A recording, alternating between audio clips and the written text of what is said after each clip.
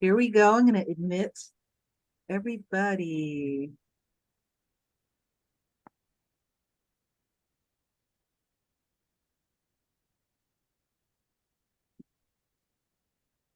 Hello.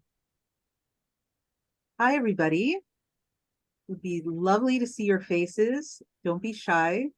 Turn on your video or not. That's fine too. Welcome to Wilder Words, featuring faculty from the summer 2024 session of 24 Pearl Street. My name is Jennifer Jean, and I'm the Senior Program Manager of 24 Pearl Street, as well as tonight, your host. We have two fabulous readers. I'm really excited to hear their work. I've seen both of them read before, and so I know you're in for a wonderful treat. We were set to have a third reader, Abir Hoke, who is also a summer 2024 session faculty member, teaching in late August. Unfortunately, she had to bow out at the last minute, so we have something a little bit unplanned, but I think you're going to like it. I will be reading a few poems from two poets who have strong links to the Fine Arts Work Center, kind of give us that in-person experience so we can connect directly to the roots of the Fine Arts Work Center. As we are proceeding though, before I begin, you can send me a direct message through the chat function if you have any tech trouble or any questions about anything going on or anything mentioned. You can also send me an email. I'm keeping one eye on my email. You can email me at jjean@fawc.org. And as you all know, Zoom etiquette, keep your mute on while the readers are reading, and use the emoji function. Let them know that you loved what they're reading and all of that. Okay, so I'm going to begin, and I'm going to start off with Mary Oliver, who moved to Provincetown in the early 1960s with her partner, Molly Malone Cook. And Mary Oliver wrote most of her work actually in Provincetown on an electric typewriter, if you can remember those things. And she passed away not too long ago. I have here 2019. I actually thought that year was wrong. So if I am wrong about that, feel free to put that in the chat. But when I was looking this up, it said 2019. So throughout her time on the Cape, she played a significant role in developing and engaging with the Fine Arts Work Center. And actually tomorrow, U.S. Poet Laureate Ada Limon will be in Provincetown celebrating Mary Oliver with a public installation, a reception, and reading as part of her initiative as Poet Laureate called You Are Here, Poetry in the Parks. And I'm going to, once I stop talking, post up a live stream link for the event, and it's free to access that live stream. And I believe it goes through YouTube. That's the platform that they're using. So you can witness this celebration of Mary Oliver. But for now, I'm going to read from one of my many Mary Oliver books. This one's 1,000 Mornings. And it's lines written in the days of growing darkness. Every year we have been witness to it, how the world descends into a rich mash in order that it may resume. And therefore, who would cry out to the petals on the ground to stay, knowing as we must how the vivacity of what was is married to the vitality of what will be. I don't say it's easy, but what else will do if the love one claims to have for the world be true? So let us go on cheerfully enough, this and every crisping day, though the sun be swinging east and the ponds be cold and black and the sweets of the year be doomed. So I'd never read that poem before, or it passed my notice, and I really loved it. And I'm going to read the poem that will be installed at the Cape Cod National Park. I know I'm saying that the name of that park wrong, but it's a park, a national park in Cape Cod, where this installation, it's a park bench, will be. And there's going to be a poem right on the surface of the bench. And here it is. It's Can You Imagine? For example, what the trees do, not only in lightning storms or the watery dark of a summer's night, or under the white nets of winter. But now and now and now, whenever we're not looking, surely you can imagine they don't dance from the root up, wishing to travel a little, not cramped so much as wanting a better view, or more sun, or just as avidly more shade. Surely you can't imagine they just stand there loving every minute of it, the birds or the emptiness, the dark rings of the years slowly and without sound thickening, and nothing different unless the wind, and then only in its own mood, comes to visit. Surely you can't imagine patience and happiness like that. Okay, so now I'm going to quickly read two poems from Stanley Kunitz, who is a co-founder of the Fine Arts Work Center. He co-founded it with many, many visual artists and as well as writers of various kinds in 1968. And he went on giving readings there and tending a garden there into his late 90s. And I believe he lived to 100. Again, if you know the actual year, put it in the chat and correct me. I'm fine with being corrected. I just remember taking a workshop at the Fine Arts Work Center many years ago. I think it was 2004, when Sharon Olds was there giving a reading, and she talked about him like he was the grandpapa of poetry, which, you know, I was realizing when I was hearing her, the reverence and love in her voice, that he was for a generation of poets and thinkers and painters, the grandpapa. And he was United States consultant in poetry in 1974. That's before they turned that office and that role into U.S. Poet Laureate. And he was the first U.S. Poet Laureate of the new millennium. So in 2000, he was our first 21st century Poet Laureate. And I'll put some links into the chat later when I'm not talking. And I'm going to quickly read his poem, Benediction. God, banish from your house the fly, the roach, the mouse that riots in the walls until the plaster falls.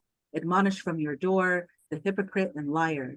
No shy, soft, tigerish fear permit upon your stare, nor agents of your doubt. God, drive them whistling out. Let nothing touched with evil, let nothing that can shrivel heart's tenderness, frond, intrude upon your sleep, deep blood.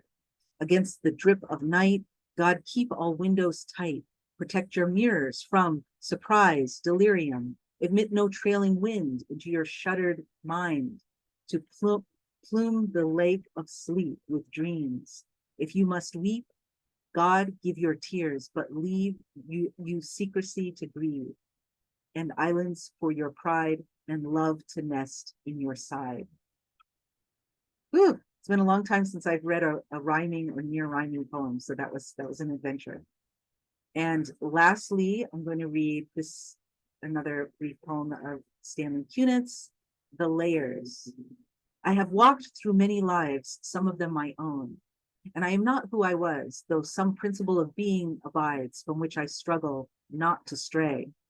When I look behind, as I am compelled to look, before I can gather strength to proceed on my journey, I see the milestones dwindling toward the horizon and the slow fires trailing from the abandoned campsites over which scavenger angels wheel on heavy wings.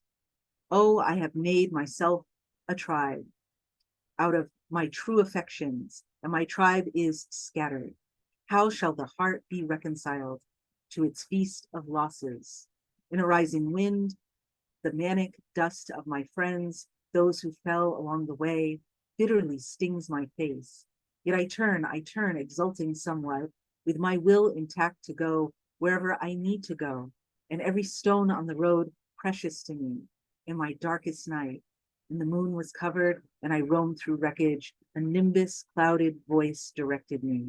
Live in the layers, not on the litter. Though I lack the art to decipher it, no doubt the next chapter in my book of transformations is already written. I am not done with my changes. Okay, so that was Stanley Kunitz and Mary Oliver. Thank you all for reconnecting with the roots of the Fine Arts Work Center. So now we are going to turn to our featured readers, and we are going to begin with the lovely Alysia Abbott. And I'm going to read her bio and then let her read from her wonderful work. So Alysia Abbott's memoir, Fairyland, was a New York Times Book Review editor's choice and was named Best Book of the Year by San Francisco Chronicle and Shelf Awareness. Fairyland has been translated into Polish, Spanish, Italian, and French, and has been awarded the ALA Stonewall Award and the Madame Figaro Prix de la Heroine Literary Prize. Her work has appeared in the New York Times, the Boston Globe, Tri-Quarterly, Lit Hub, Vogue, and elsewhere. Formerly the director of the Boston Literary District, she now heads the Memoir Incubator Program at Grub Street in Boston, as well as being a faculty member here at 24 Pearl Street. Please join me in welcoming Alysia Abbott. Thank you so much. Thank you, everyone. And those poems that you read, Jennifer, were so wonderful. So I'm hoping you can hear me. This is going to be kind of an intimate talk because I don't want to be too loud, but I'm going to come up close to the screen. I was last in Provincetown exactly a year ago for the Provincetown Film Festival. I had the experience of having a film based on my memoir Fairyland screen at the Provincetown Film Festival. In that film, I had the opportunity to be an extra, and this is about the experience of being on set and being an extra. So this is something new that I've not published before. If it goes too long, please wave your hands. I'll cut it short. But I think sometimes it's nice to share new things. I also just want to say how much I'm looking forward to teaching with the Fine Arts Work Center in July. Pepperoni watermelon. Pepperoni watermelon. These are the words we film extras are instructed to mouth in the background. These are the words I'm saying over and over to a man I met 10 minutes ago, a man who was playing my late grandfather, my grandpa. Grandpa and I are in conversation at the memorial service for my mother, a funeral held after she died in a car crash in 1973. According to my dad's diaries, this is a funeral I attended, but which I have no memory of attending since I was not yet 3. We are playing an imagined scene based on an imagined scene I wrote in my published memoir, Fairyland. I am not me now, but a nameless mourner, dressed in a vintage dress, black hose, and leather pumps that pinch my feet. 10 feet away from where I stand, a little girl playing young Alysia sits on the floor crayoning a paper program, and on the cover of that program, an actual photo of my mother. When I first saw it on set, I gasped. I know this image. After my mother died, my grandmother removed every photo of her from the walls of their home. I imagine their presence in her line of vision was too painful, but from as young as I can remember, I knew where to find these pictures. The portraits stacked upright in cardboard boxes were stored on a high cabinet deep in the garage, and I found the stiff square Polaroids tied in crumbling rubber bands in shoe boxes in the back of my grandmother's closets. I loved rifling through those boxes when everyone was out of the house. Staring and studying, I tried to will a memory of my mother into being. I delighted in the privacy of this, and I still love the smell of cedar. But this photo on the program is perhaps my favorite. I've studied it most of all. Taken the year she graduated high school in 1964, she wears her hair short, her cat eyeglasses are off, her smile radiant. Her whole life is ahead of her. And now it adorns this program, printed multiple times for the shooting of her funeral. And the program printed with the very real photo of my mother is riddled with mistakes that call attention to its artifice. The date on the program predates my mother's actual death by 10 days, and the location of the funeral is printed as Georgia, many thousands of miles away from Illinois, where the services are held. The inside is also filled with fake copy, really the names of crew members that serve as inside jokes. Pepperoni, watermelon, pepperoni, watermelon. Each take, the silver-haired man playing my grandfather and I murmur these words and perform solemnity. Pepperoni, watermelon, I ask. Pepperoni, watermelon, he answers, and I touch his hand in sympathy. This man standing across from me is nice, but nothing like my actual grandfather. Where Grandpa was heavy with thinning hair and glasses, this man is tall and lanky with thick silver hair, no glasses. Between takes, I tell him about my grandfather. Radiologist, the oldest of 4 brothers, the son of Jewish immigrants, as if this could help his performance. And he tells me about himself, commercial photographer, not Jewish, gay. He tells me he doesn't feel old enough to be someone's grandfather.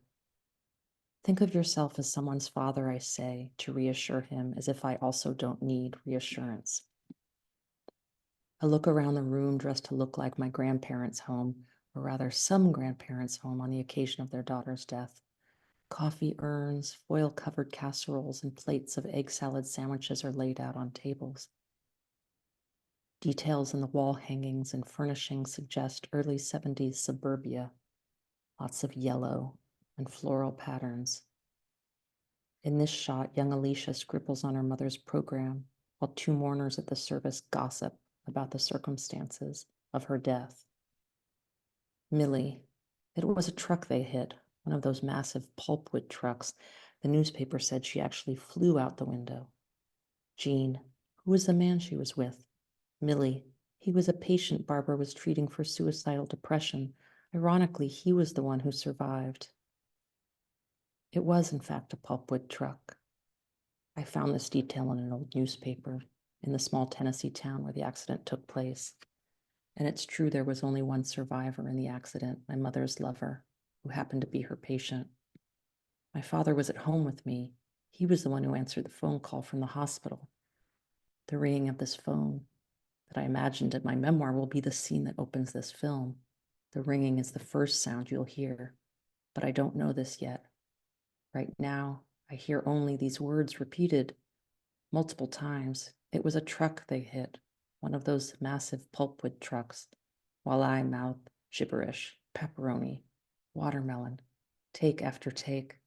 Sometimes between takes, the assistant director comes through to remind us mourners to appear sad.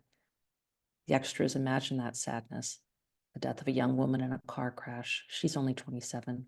She's left behind a little girl and a husband who's semi-employed and often stoned is ill-equipped to care for her. That is sad. Because I'm not wearing glasses, they're too modern, said the costumer. The room's blurriness adds to a sense of dreaminess, as if everything happening around me is imagined and not real. Despite this, I'm very aware. This is my only day as part of the background. That's what the extras are called, background. And this scene I know is important. Had it not been for Barbara's death, my dad would not have had the responsibility of being a single dad. Had it not been for Barbara's death, he might not have moved us to San Francisco. Had it not been for Barbara's death, he might have not have been able to fully pursue life as a gay man in pre-AIDS era San Francisco. Our adventure begins because of my mother's death. Only then is he free to raise me alone in the manner he saw fit. Pepperoni watermelon replaces the words I cannot say, which is that Barbara Louise Binder deserved to live a long life.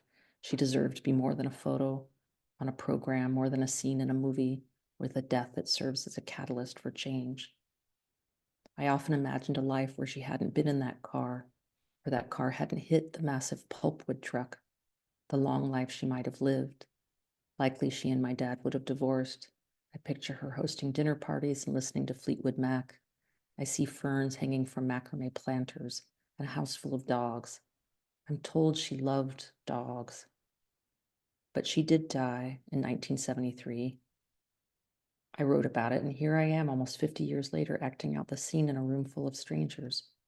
Crew members trained in lighting and sound, costume and set design, all working to bring to life a sad event I could only imagine, but which may, when people watch the finished film, provoke actual sadness. I've always found it easier to act sad than to let myself feel sad.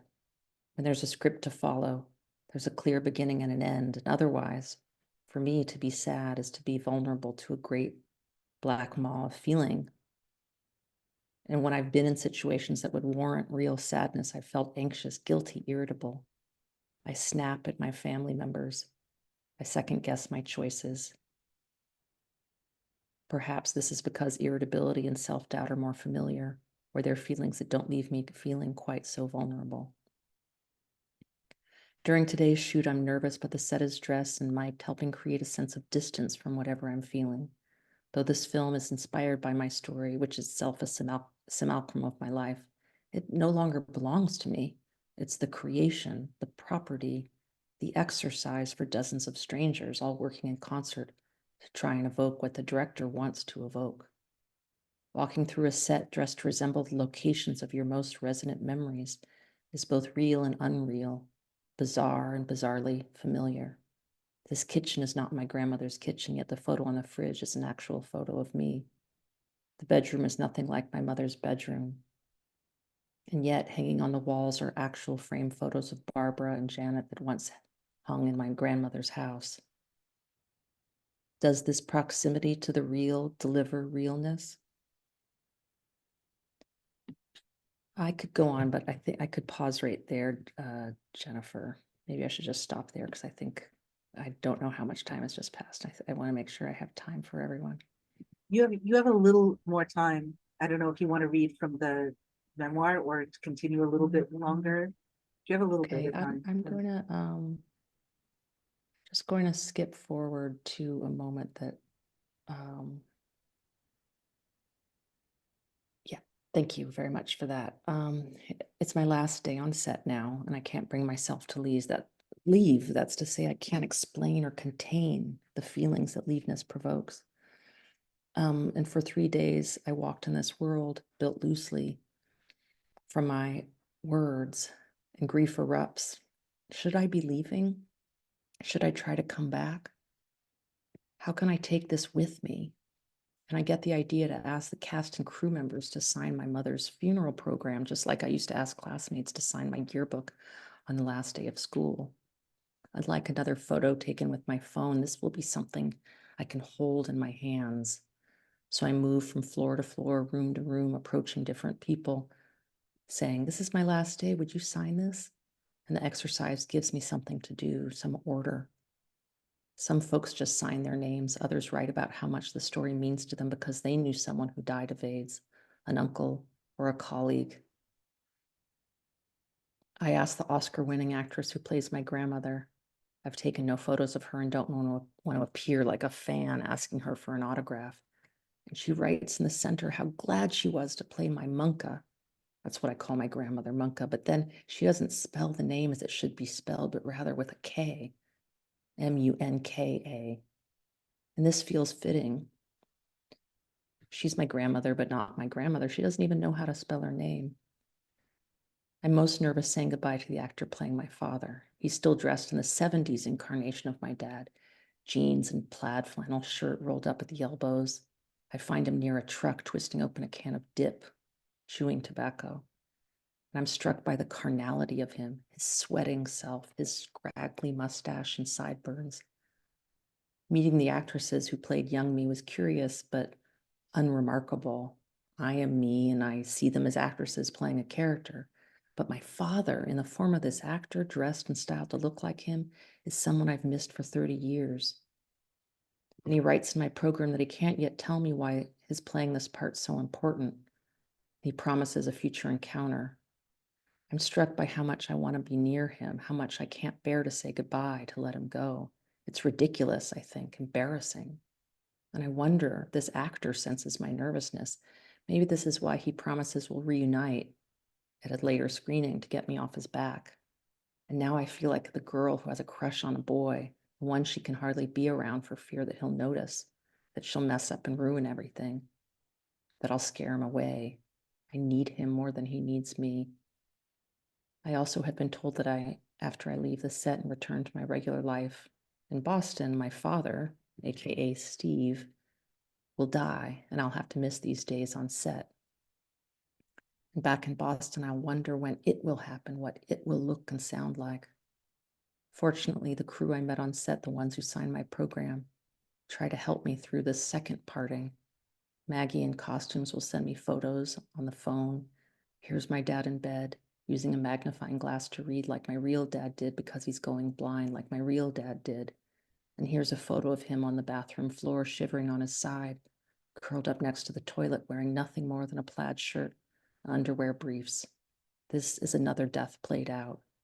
This alternate dad is leaving this world. These photos show me this. It's over. That this will be a film. The memory of my dad won't just be a memory the way I had tended to that memory alone.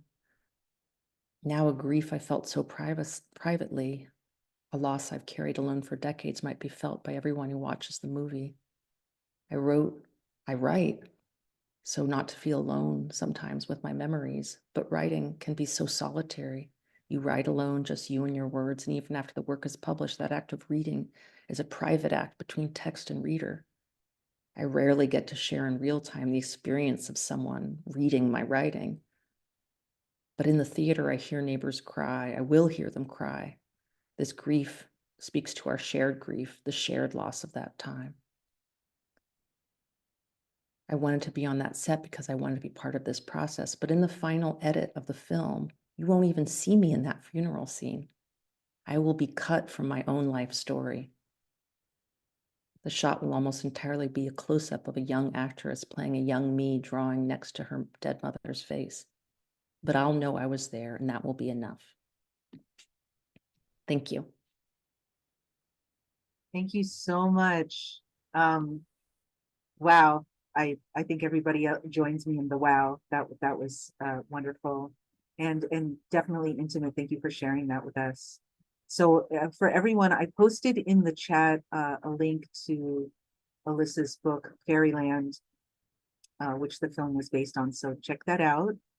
And now we're going to turn ourselves over to our next reader, Keetje Kuipers, who is the author of 3 books of poems, all from BOA Editions, Beautiful in the Mouth, which was chosen by Thomas Lux as the winner of the A. Pullen Jr. Prize, The Keys to the Jail, and her most recent, All Its Charms, which includes poems honored by publication in both the Pushcart Prize and Best American Poetry anthologies.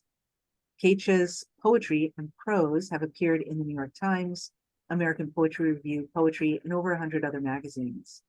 Keetje has been a Wallace Stenger Fellow at Stanford University, the Catherine Bakeless Narson Fellow in Poetry at Breadloaf, the Emerging Writer Lecturer at Gettysburg College, and the recipient of multiple residency fellowships, including Penn, Northwest, Marjorie Davis Boyden Wilderness Writing Residency. She lives with her wife and children in Montana, where she is the editor of Poetry Northwest. That's her moniker for today as well. Her 4th book, Lonely Women Make Good Lovers, which was awarded the Isabella Gardner Award, will be published by BOA Editions in spring of 2025. Join me in welcoming Keetje. Thanks, Jennifer. And that was just such a stunning reading. I completely forgot that I had to read next because I was just so in that. Wow. I'm not going to read. I have a lot of poems that are also connected to grief, and I'm not going to read a lot of those today. But now I'm just thinking deeply and feeling deeply about that act of mourning and grieving and the way it, as you were saying, it sort of, you're talking about going through that twice, but really it's so much more than twice. It's, it's again and again and again, and it changes us and it changed, and each time we go through, you know, each day that we go through that experience of grief and mourning, it's different. And I think you captured that so beautifully. Lonely women make good lovers, sings the man on the country station. But that's not how I remember loneliness. Mostly too drunk to feel anyone's pleasure. And the next morning, that pitiful kinship of distance. Except for the night he couldn't finish it, not in the meadow, not in his truck, until finally we stumbled through the blue light of his shared living room, because at the least he needed some place to put my hunger to bed. In the morning, he thought to make the misadventure right, while I looked out the window, examining the scars on the glass, bird shit, a feather, unbroken blue sky. The same way I look down at my hands now, everything so plain, even my pain, which I'd thought anyone could see. One of my mentors was Dorianne Locks, and she was fond of telling us, this was in graduate school, she was fond of telling us that there are only really two things that we write about, and they are sex and death. And I think that's fairly true for me. I'm going to read all poems that are from my forthcoming book, Lonely Women Make Good Lovers, which is going to be out next spring, in spring of 2025. And a lot of those poems are, I think of them as love poems for my wife. Maybe not everyone would think of them as love poems, but I do. So this is the wife book, and she always laughs when I say that, because in so many of the poems that I write about her or that she appears in, she's asleep. And so she thinks it's kind of ridiculous that I'm writing all these poems where she's sleeping. But it's because that's sometimes the only time that I have to get any writing done is in the middle of the night. And then there's this person sleeping next to me while I'm writing, and it shows up in the poems. But I'm going to read a poem where she's not asleep. In the outdoor shower with my pregnant wife. The old Frisbee from Burger Chef, once red but faded now, the pale pink of my wife's widening areolas, lies upturned beneath the saltwater drip of our sagging beach towels.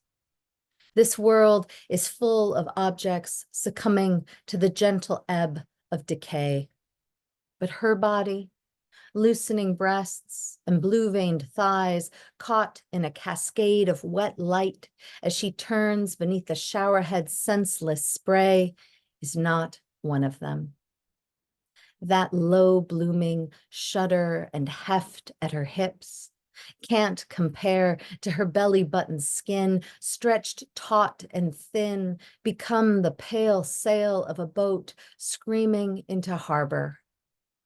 I am here to praise the way in which everything I have ever loved about her body is about to be ruined forever in the breaking open. Tonight, the wind will come up, turn the towels on the line into fat bells, churn the waves into a froth, drag the sand out and leave it where our toes can't touch. In the morning, the ocean will return to its languid sheet, but the beach will be strewn with the wreckage. I want already the body scarred by stretch marks, the extra flap of skin to hang soft at her waist, the feet that will never again be quite so small. I want to worship the body after the storm, the one I'm imagining already, as she unfolds the straps from her shoulders and peels the suit off, her skin covered in those minute and glittering fragments of shell some people insist on calling sand.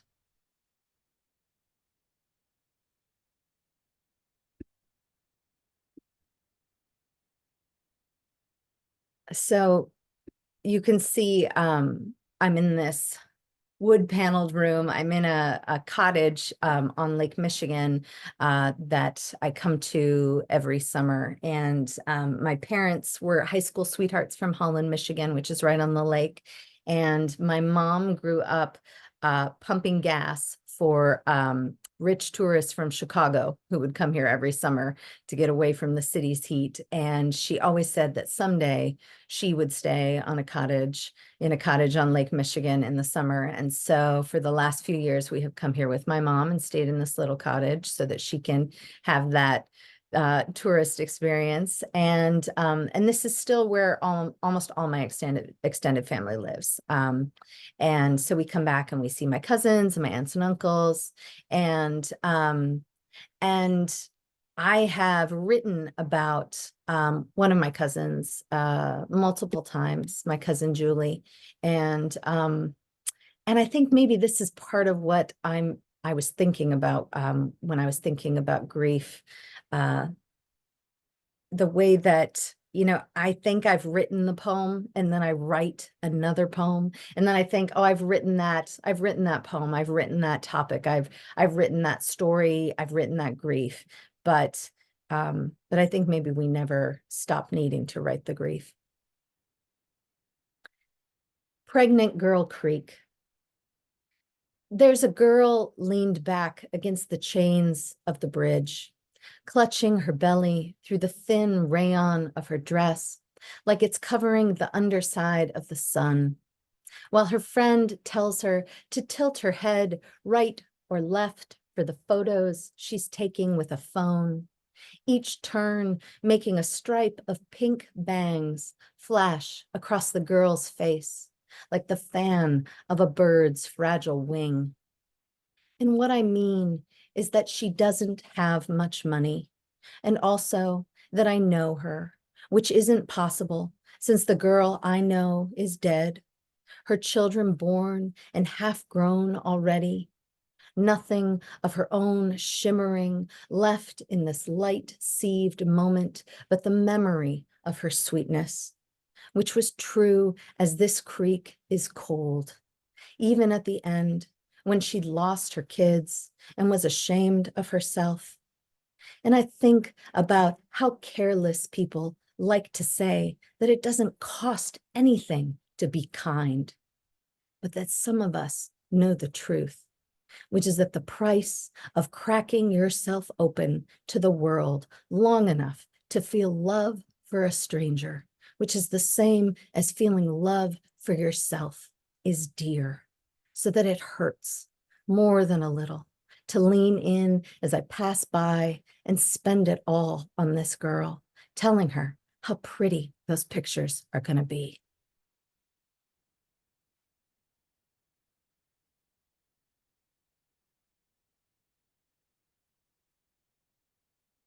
So this book is it's full of poems about my wife, poems about the relational intimacy in all its many forms.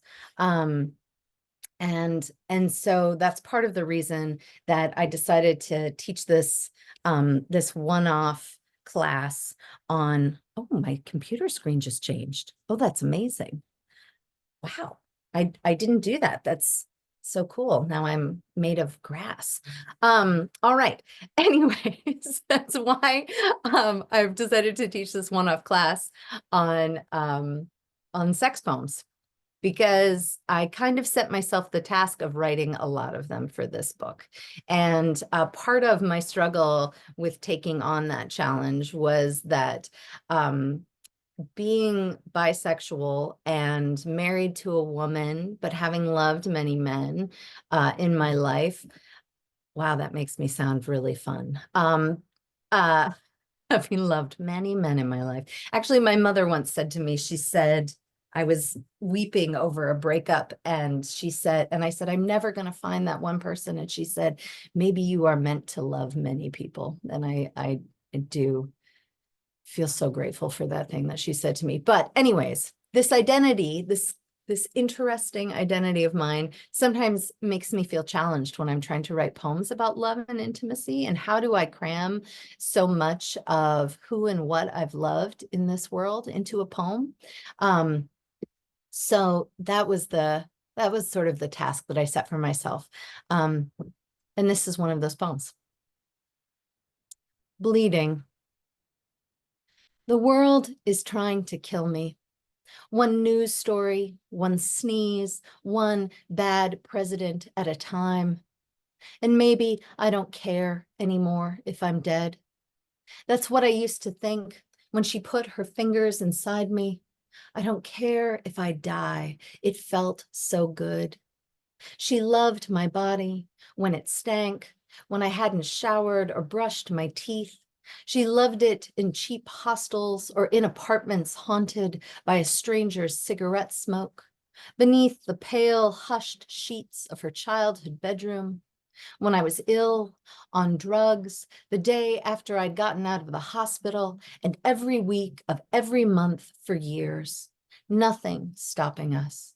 Her hands turned the bright red with the blood of loving me. We'd put a towel down to sop up the mess, as if I'd died, as if she'd killed me. Our bodies collapsed on top of each other, just one more murder-suicide, everything but the gun, the knife, the man to complete the scene. And here we still are, despite every loaded weapon, pulling a red scarf from between my legs, and me mumbling, I could die, but still somehow alive. So one of the ways that that I found to sort of embrace the multiplicity of my identities as both a sexual being, but how do you balance that with the identity of being a mother? How do you balance that with the identity of aging as a woman in our culture? How do you, all of those pieces, right? Like, how do I fit those together in any given poem? And so one of the things that I ended up playing with some in this book and that I found to be really fun was magical realism, because if it's magical, then it's allowed to be multiple. So this poem is a poem that I think of as fun and playful and a way of loving. The Magician at the Woodpile. The blue tarp is covered in little pools of water that shimmer like sequins everywhere a wrinkle has gathered. I pull it off with a flourish and start digging through the kindling and logs until I find the dicks. All of them, hidden in the back of the pile. The dicks I took in my mouth, the dicks that didn't ask permission, the dicks I loved and the dicks I never really knew. I remember holding them in my hands, how soft the skin, how various the shapes, and cooing to each one, "You're the most beautiful dick I've ever seen," as if wonder were the only register my voice could work in. Now I stack the wood the way the dicks must have learned at camp, with the kindling at the bottom and the big logs on top. I add the dicks last, like a little pink crown of thorns. Then I light the whole thing on fire. I expect to see spiders come running out, rats even. I expect to hear screams, but there's nothing, just a fire making me warm. Even as the sun goes down at my back, everything but my face suddenly in darkness, like I'm performing a magic trick, like the magic trick is me.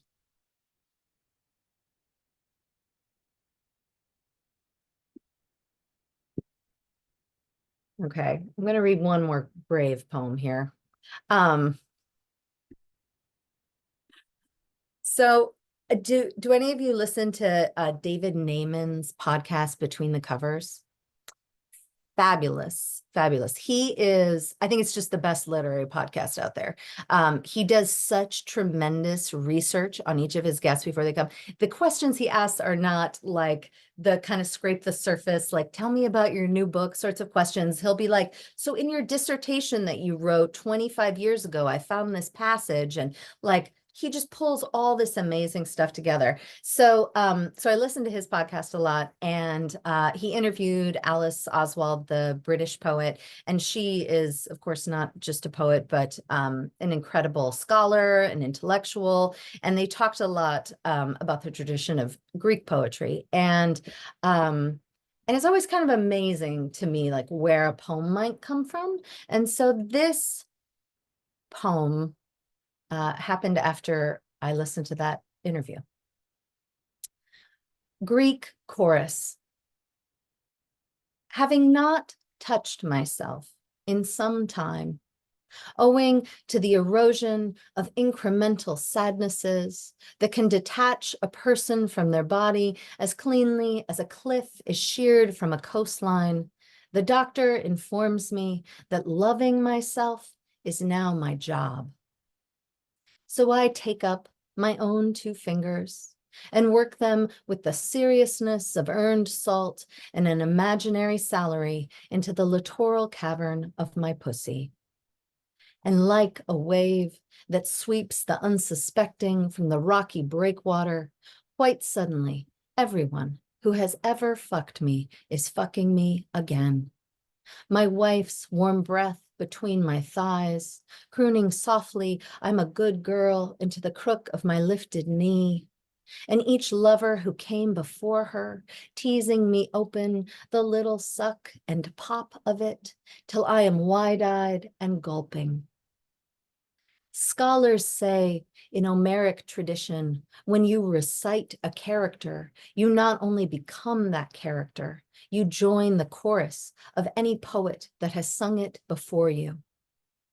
Oh, rhapsode, trusted storyteller, traveling staff in hand, I take up these voices, whispering, crying, laughing, choking on my pleasure. I'm singing the long epic poem of my body, joining the collective chorus, becoming the character that once loved me and now remembers how easy it is, good girl, to love me still.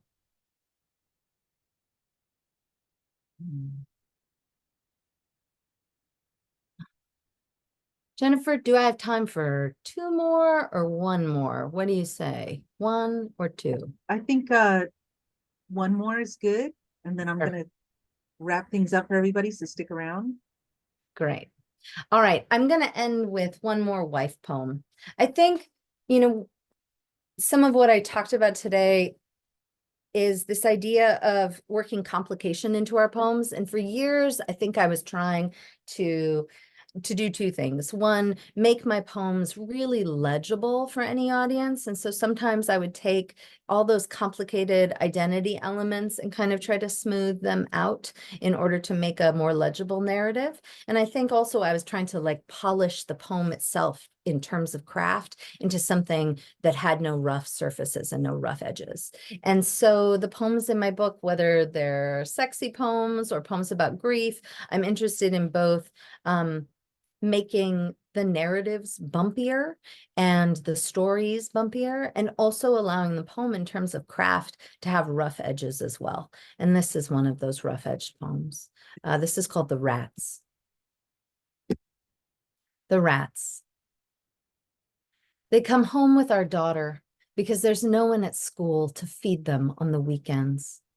They are mates, and like all true companions, they are devoted and they bite. We set their cage on the kitchen table and wait for the weekend to end, for our girl to fall asleep so we can talk about God, while the rats lick the silver ball that delivers the water 1 drop at a time. There are so many points on which you and I disagree. The value of a clean counter, the purpose of parent-teacher conferences, what warrants a good cry, or calling you a name so cruel I make myself whisper it through my teeth. God is the least of it.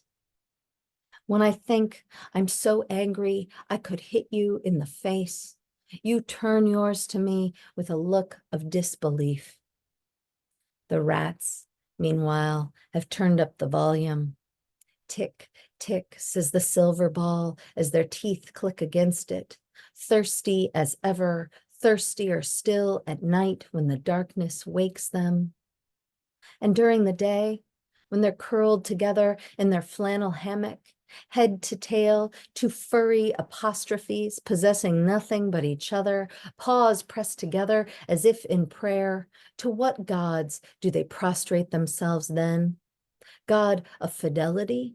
God of forgiveness? I lied when I said I didn't believe. Who, even me, the coldest of heart, could turn away from a sea parted, bread that multiplies to answer need, water transformed to the sweetest wine, the kind that tastes better for each year it's been left in the barrel. Thank you.